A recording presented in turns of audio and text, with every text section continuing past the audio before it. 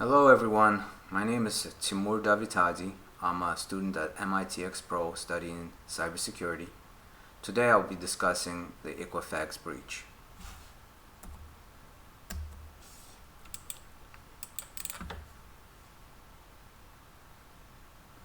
First, let's start with an overview.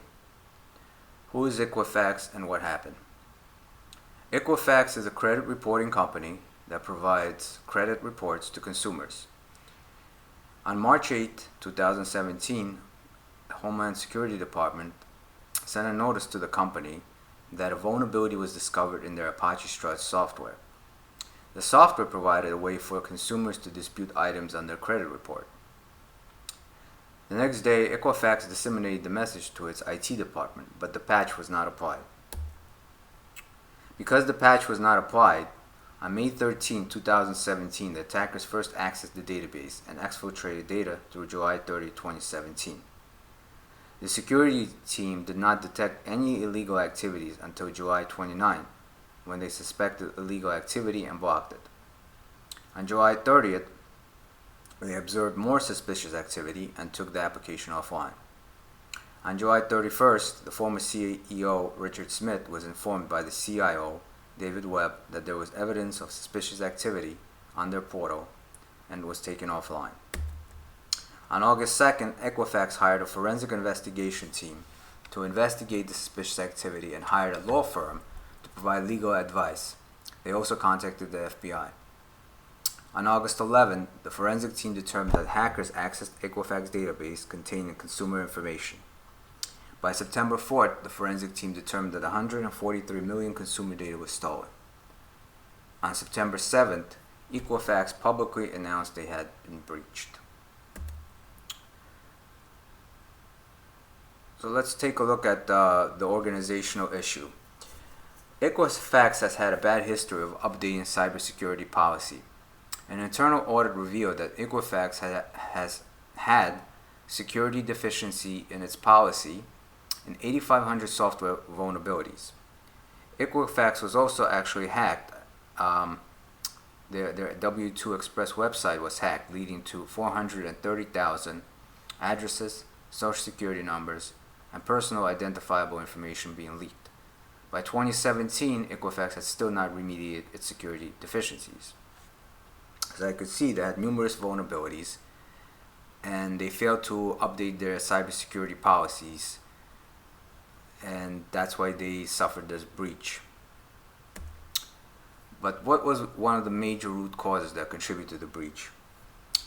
The vulnerability CVE 2017-5638 in Apache Struts, located in the automated consumer interview system, allowed hackers to insert malicious code into the HTTP content type header and remotely control the network.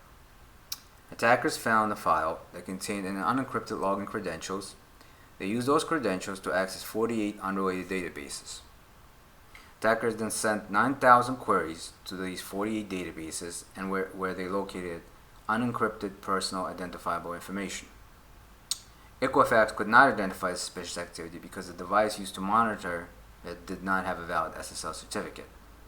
After updating their certificate, they noticed suspicious activity coming from IP addresses from China. Equifax then shut down ACIS web portal. So, the major root cause that contributed to the breach was the inability to patch up the vulnerability, lack of IT inventory, and invalid SSL certificate all contribute to this breach. So here's an illustration of the attack. Step 1, attackers here are scanning the web for vulnerable servers. Then they find the vulnerability within the Equifax dispute portal service. Here they injected the malicious code and remotely controlled the servers.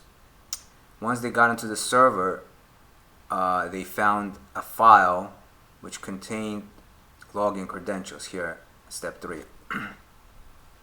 From there, they were able to get into additional databases and they remained hidden while maintaining their presence, extracting data for 76 days. They slowly extracted the data, step 5 here, from 51 databases in small increments to avoid detection. So what were the major missteps that Equifax made after they had the breach?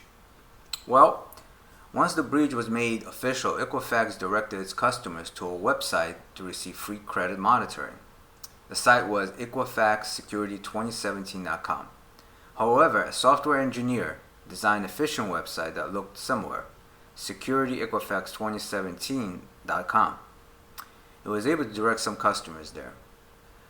The software engineer's design was to show that Equifax did a poor job in designing a domain name that can be easily replicated. And it was just trying to show that they didn't do a good job in making a domain name. It chose a poor domain name. The software engineer did not use this phishing website to try to gain anything from these customers, but he was just trying to make a point. Another criticism was due to, according to sources, when people went to check the correct website to see if they were part of the breach, they were waiving their rights to sue the company. This was included in the terms used section. This action further damaged their reputation. What could Equifax have done to prevent or mitigate this breach? Well, they could have applied defensive strategy first by using the NIST framework. It has standards such as identifying all assets, protecting the assets data network by using identity access management, encryption, patches, and backing up data. It could have also followed the detection standard by looking for or monitoring for anomalies using technologies such as SIM. And they would have to follow that up with a response by having a plan, communicating with stakeholders, customers, analyzing and mitigating the breach. And finally, recovery, which will include planning so incidents like these don't occur. Another thing that they could have done was integrate the NIST standards into a defensive in-depth strategy where you can use multiple controls for each layer in the network infrastructure. And this is based on administrative controls, which are policy, standards, and procedures that restrict permission and guide on how to maintain security. It will be physical controls, something around the building like fences, or the building itself with having locked doors, security guards, and closed captioning TV.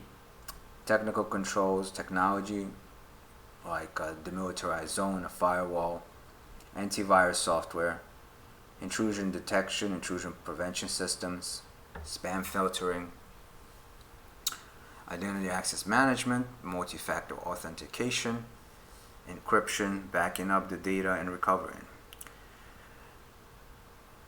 Also, they could have used an offensive strategy approach by hiring a penetration tester or an ethical hacker to try to infiltrate their network and find vulnerabilities. They could have used the framework by NIST SP 800-115, and that uses standards through phases, starts with planning, where pen tester tests if security controls are adequate and comply with policies. Pen testers should not have any prior knowledge of architecture of security controls. The second phase would be discovery, and that will include sub-phases of reconnaissance, enumeration, and vulnerability mapping. The third phase will be exploitation, including gaining access, executing malware, maintaining persistence, escalating privileges, moving laterally for additional discoveries, command and control exfiltration, and post-exploitation. And this is exactly what the attacker was actually doing in this attack. Persisting, gain access, they execute the malware, they maintain persistence, they escalate the privileges, they move laterally, and they exfiltrated data. The last phase would include reporting, and this would be an analysis for any risk vulnerabilities and the security posture of the organization. It will have two reports: a managerial report for summary of findings, recommendation for pre,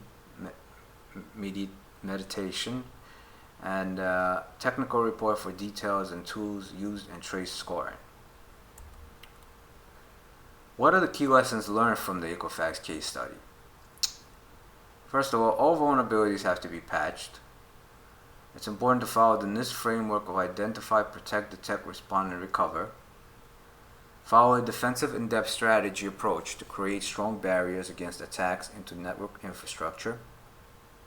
Have an offensive strategy approach by hiring penetration testers or ethical hackers so all vulnerabilities in the network infrastructure can be remediated. And that concludes my presentation. These are my sources, and I want to thank you for watching and listening.